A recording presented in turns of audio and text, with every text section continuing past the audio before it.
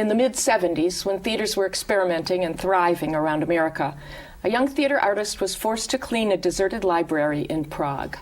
Fortunately for her and for the theater goers of Philadelphia, the library was filled with forbidden books, and she read them. Welcome to Women in Theater. I'm Linda Weiner, theater critic of Newsday, and our guest today is Blanka Zizka, who fled Czechoslovakia in 1976 and 5 years later was co-directing the serious, socially relevant, and adventurous Wilma Theater in Philadelphia. I want to ask how you got to Philadelphia, but first I want to say you don't believe theater is frivolous, is it? No way. How could I? Yes. I was growing up in Czechoslovakia. After the Russians came in 1968, really theater was the only place where you could get together with the audiences and other artists and in some way communicate some ideas, really through subtext, because everything else was censored. If it was radio, television, novels, we had those big shredding machines that shredded all the novels by Kundera and Škvorecký and the novels from 1920s that were finally allowed at the end of 60s. I even have this experience of the kind of second year of high school. There is a little bit different system in Czechoslovakia, but I was about 16. And a year before that, in 1968, we got new literature books, which was very exciting because suddenly we were discovering writers from 1920s, 1930s, and some of the forbidden writers in the 50s, 60s. And that was the whole Prague Spring in 68. That was the whole Prague Spring in 1968. And then the Russians came. A year later, the same teacher who was so proudly making us familiar with these writers ordered us to actually tear out the pages of those books. Because according to long-range plan, 5-year plan, everything is very much planned, even the printing of the books, new books. The socialism was a little bit a step behind, so they didn't have in plans printing new books. So they asked us to take black magic markers, and where there was too much of text, tearing the pages out. So did you all do it together in the room? Yes, in a class. Well, that's theater in itself, isn't That is theater of the absurd, isn't it? Yes, yeah. Which is very typical for Czechoslovakia at the time. And why were you sweeping up the library instead of doing theater? All right. Well, there was a whole political process of that you had to be involved in a kind of positive socialistic realism kind of way.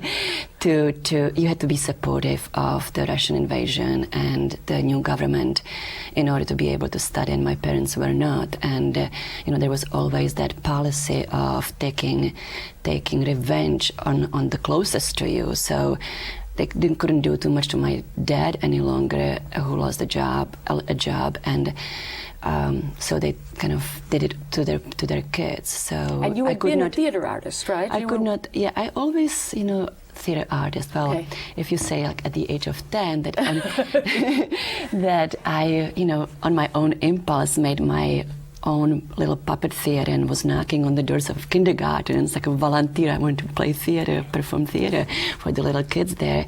Yes, then I would be a theater artist. But I was very young when I left Czechoslovakia. I was only 22. Mm-hmm. So I really do not have that much of experience in doing theater in Czechoslovakia at the time.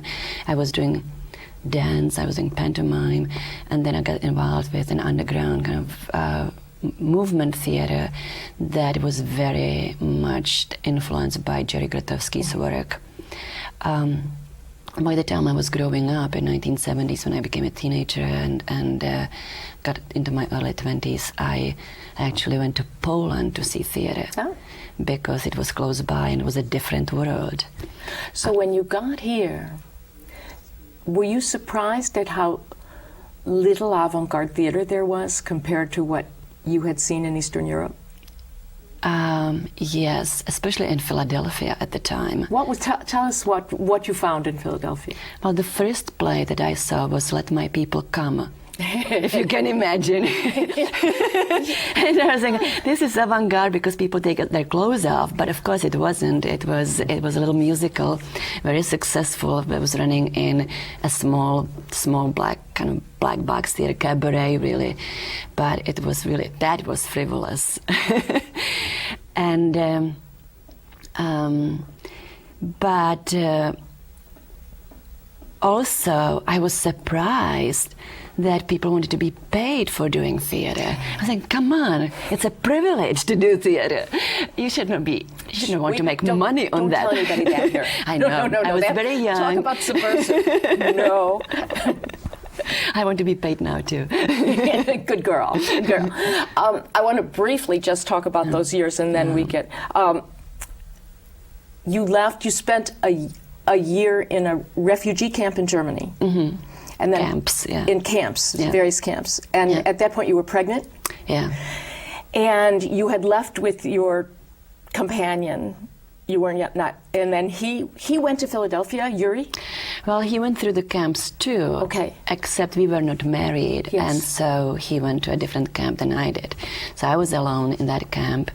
And but theater goddess stood by me because somehow I ended up in a room with a Romanian circus acrobat and Hungarian lion tamer. You will think that I'll make it up because it sounds like Fellini, but maybe there was an idea of some kind of a bureaucrat or all these people from performing arts, let's put them together into one room. So it was quite an experience because by then I was probably about in the fifth month, and I would wake up in the morning and the acrobat would be standing upside down on a chair, twirling like these little rings around at her feet, and the lion tamer would be snoring like a lion. She had a little whiskers, and I would be writing this very, very unhappy letters to Jiri, to the other camp. So he didn't know what to do. He was very desperate about my situation there, so he went to this little pub and played a slot machine and won 60 marks, and he bought me a flute and sent me a flute. So I was there, added to the chorus. So romantic. But he went to Philadelphia first. He knew someone? No, he just because by then, moving forward, Christoph was born, and he went to United States to find a job and to find a place to live. And because in Germany I got a little bit of money from the government to support me and Christoph, my son, I stayed there and lived on that money for another 6 months. And Jiri came to New York first, and then he, over the phone, met a person from Czech Republic, Czechoslovakia at the time, Paul Fierlinger, who was an animator, and he invited for Jiri for a weekend, and Jiri ended up working for him for 4 years. Uh-huh. And so then I came with Christoph already. Christoph was 9 months by then, and had moved to Philadelphia directly, and remained there up to now. Wow. And you fairly early on found the Wilma Theater, which had been already in existence. The Wilma had been a feminist project, right? Yeah. The Wilma Project. It was called Wilma Project. Yes. Yeah.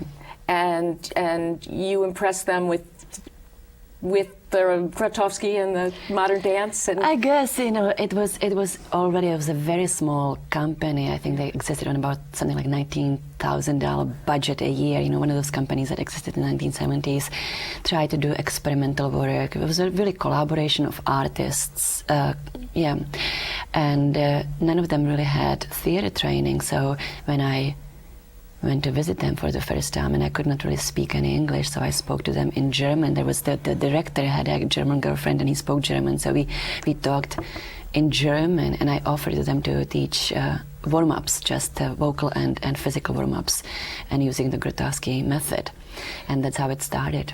And then Jiri did an adaptation of Animal. You did it together. We both did together adaptation of Animal Farm, and then I started to work on that with the students from my class, and Jiri did lights and kind of came to oversee it, and we worked on it for about 6 months, met about 3 times a week, and then put it on. And because the Wilma Project was already incorporated, it was already a non-profit. We had people come in to see it from NEA and Pensacola Council on the Arts, and they gave us a first grant, which was $3,000. So the next play was done on a $3,000 budget, as opposed to Animal Farm, which was done on a $600 budget. And now your budget is about $3 million. About $3 million. Yeah. And you've managed to do this with very serious plays. I don't mean sober, boring plays. I mean substantial, distinguished work. Your theater was the first theater on the East Coast to present Tom Stoppard's Invention of Love, because I remember it had been a long time before anybody did it in America, and then it was first done, I think, on the West Coast. Right. But people were afraid to do it in New York because they thought that it was too serious. I think they felt it was too English, too Oxfordian. And I think that the key to the play, in my opinion, was to find actually kind of a stylistic approach to it, Dadaist approach to it, because, you know, Houseman was expelled from Oxford. He was not somebody who was in awe of Oxford. And so when you are in kind of some kind of a darker relationship with people who expelled you, you probably will be rather satirical about your memories of Oxford. And that's what I kind of, that was the approach I took with it. But it was a very major, it was major hit because all the New York theaters came down to see it. Everybody wanted to see this play that nobody would do on the East Coast. It was, And you've done Athol Fugard, South African. A lot of work. And then Doug Wright, who won a Pulitzer Prize for I Am My Own Wife.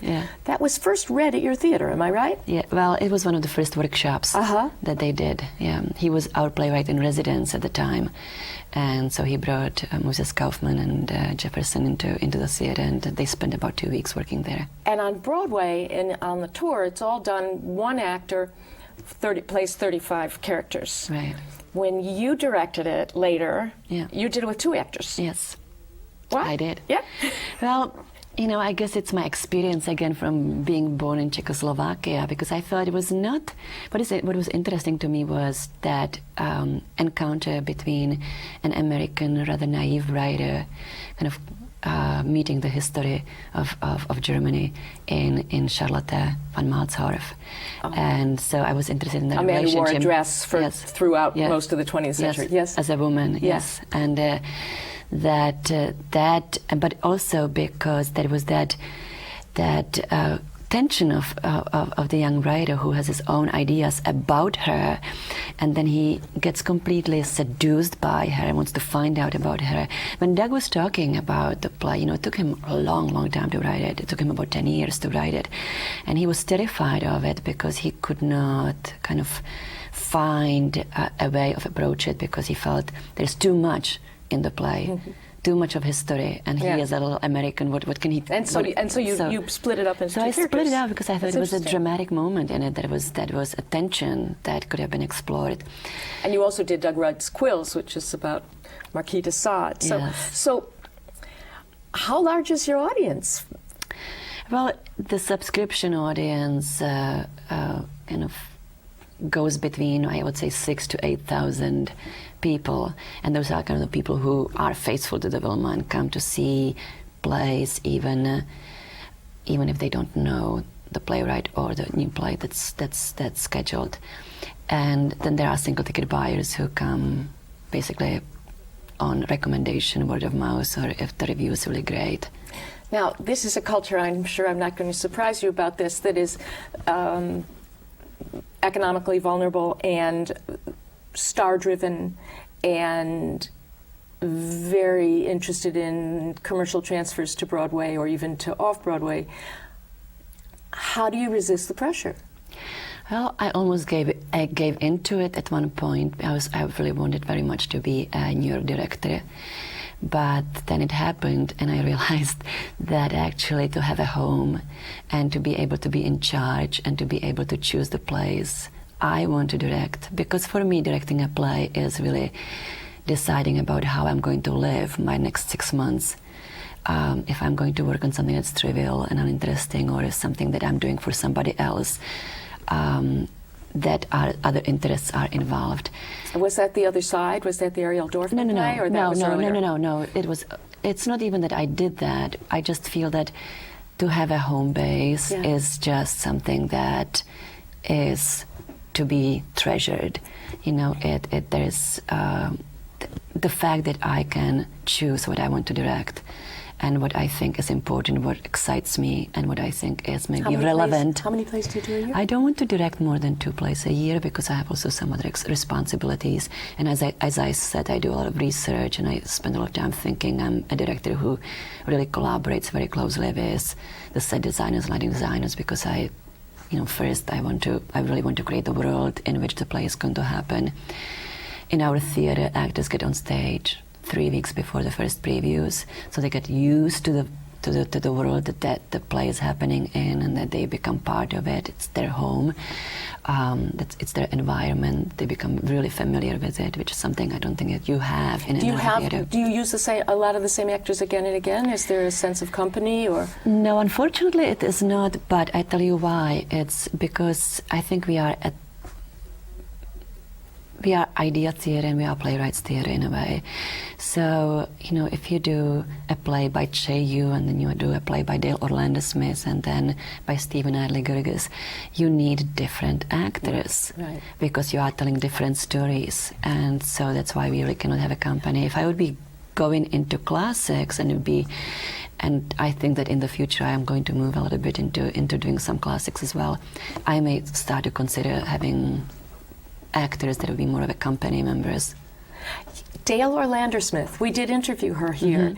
What a strange pairing, theoretically. Is it? Theoretically, here's the black woman grew up in tough parts of New York, writes, at least at the beginning, quasi-autobiographical solos and plays where she played in them. And here's this director from Czechoslovakia who lives in Philadelphia, and the two of you became collaborators for a bunch of plays, right? Many plays. Still collaborating. How'd that happen? Well, I saw her one-woman performance in Philadelphia at the Painted Bride, and I just waited for her after the show was over, and I said, this was just terrific. It was really great. I am running a theater, and I would like to see some of your other stuff, whatever. She sent me in an envelope, these handwritten poems that I could not read. Useful. Yeah. But then actually it was the Mercader that brought us together. The Mercader Theater and Lehman and Mara, who is the producing director there.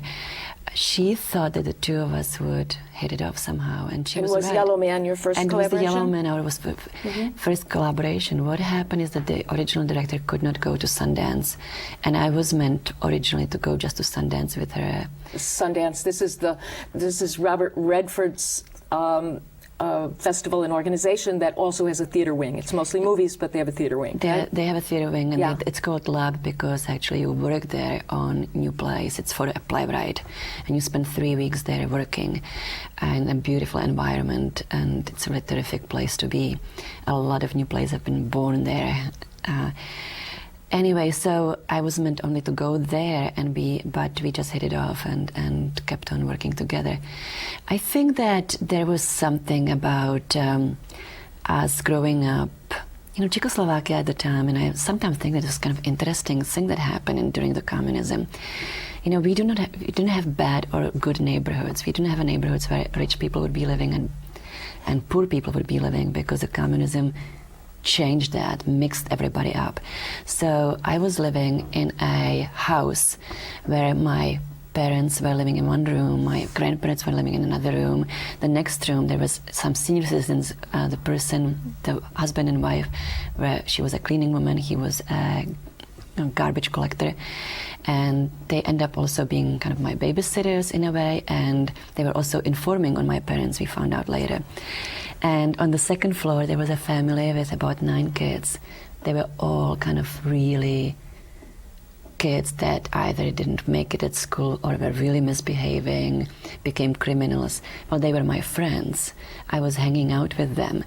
And so I was exposed to a lot of different experiences already as a kid. My aunt were big doctors in the small town, but my friends were, if I would be living in the United States, I probably if I would be in that milieu of where my family was coming from, I would not be, my friends would not be probably those kids that I was growing up with. So you felt a kinship. So I had the kind of, those are kind of experiences that Dale has, and it was very, I understood what she was writing about. There's a lot more, I believe, political theater right now in America than there has been in a long time. We're right in the middle of the Iraq War. We're right, in the second year of the second Bush administration, and the theater people seem to be coming out, and there seems to be more protests than there has been. You believe in political theater, but I've read that you think that that theater should be politically evocative, not politically provocative. What do you mean? Well, I do not want theater to represent an ideology. I'm not into that. I really love theater as kind of giving a space to different characters coming from different backgrounds and creating drama on stage. I don't want to go into theater and say, this is my point of view, and this is what I think, and therefore listen to me because I think this is important. I think we can do it other ways. You can become activists, and you can spend a lot of your free time to want to change things, but I don't think that you really change things on stage. You don't have that impact, I don't think. I do want to have an impact on single individuals, but I don't think I will have an impact on a crowd of people. I think Move On has a bigger impact than the Wilma would have. So that's what I mean in a way, because I want to be on stage, I want to look at life the way it's out there, with all these surprises and almost incredible things that happen. Sometimes you see encounters of people on the street, and it's almost circus-like, and you feel if I put it on stage, people say, well, it's caricature, it's impossible. But that is kind of what interests me more than having a unified vision of what we should do in order to make world a better place. I think we can do it differently. We can do it in different places. When you and Jiri began the theater, it was a 100-seat theater that you sandblasted by hand, and then now you have a 300-seat theater that opened the same year that you and Jiri got divorced. Yeah, but around the same time? A little bit wrong. I think we separated in 1990 already, so it was about 6 years before that, and we never talked about it publicly too much because we were really good friends. We remained very good friends, and we also were bringing up our son, and we had a theater, and so I think the first time it kind of became public in an interview somewhere was in 1996, which it didn't become could not be a news any longer. It was a six. So I think it was mentioned in one of the articles when we were opening the theater, but it was already a 6-year-old news. And you've been able to maintain this mutual vision for the theater, and you still work and you co-artistic directors. Well, I think Jiri is an amazing artistic director. He's very smart, very thoughtful, and he's a really great friend. Also, we have a history, that you don't want to forget. Yeah. What were the things if you could say, like, the 2 or 3 things that surprised you most about American theater when you got here? We don't have a lot of time left, I'm afraid. I guess at the time when I got here, I thought what was really interesting to me was that, and again, I was more outside. I didn't go to see too much of the traditional theater. But I felt, as I was saying before with Wilma Project, there was a lot of theater artists doing theater without having really training at the time. And somehow we're not, it was like doing theater without seeing it as you have to do it, that it's a necessity, that you cannot do anything else. And I think that's why the Wilma in a way succeeded, because both Jiri and I felt this is the only thing that we could do, as opposed to some other young people who are trying to do theater and if it's not going to work, they will do something else, they will move on to something else, become doctors. So I think the other surprise was the lack of metaphors, which was the theater that I was brought up on, you know, and the kind of realism that I would call almost socialistic realism, which I don't know what realism really is, but it's almost like lack of imagination at the first time. You know, when you consider some of the theatre of Tadeusz Kantor from Poland, who I think is one of the most exciting directors. His work was always very successful here, Kantor, but in a very small, you know, they would do La Mama. At La Mama, they would have a short visit, and the people who cared theater would go. People, the theater people. I hadn't noticed. Have you done work by Václav Havel? Jiri has done 2 pieces by him. One was a really terrific movie for Channel 13, Largo Desolato. And then we did Temptation, which was also Jiri directed it, and it was done with Joseph Papp, Public Theatre, in collaboration with them. Sure. He's here now. He is. Havel, who became the president of Czechoslovakia, but is also incredibly interesting, dense, rich playwright, is here. This is now October of 2006, and he's here at Columbia, and there's retrospectives of his work and things. So, do you know him? I mean, do you? Yeah, I have met him. He came actually to one of our events in Philadelphia when he was visiting Washington about, I think, 11 years ago, and we had a little party for him. But he's also a very good friend of Tom Stoppard, and I'm very good friends with Stoppard, and he just celebrated 70th birthday. So, you know, it's with him, it's a question of translation. It's really not easy to translate plays from certain period of time, you know, into to this audience, to the American audience. I can't believe our time is up. I can't believe it either. I have really too fast. many more questions. But Blanka Zizka, thank you so much for being here. It really opened up another world for us. Thank you for being here. On behalf of the League of Professional Theatre Women, I'm Linda Weiner, and this has been Women in Theatre.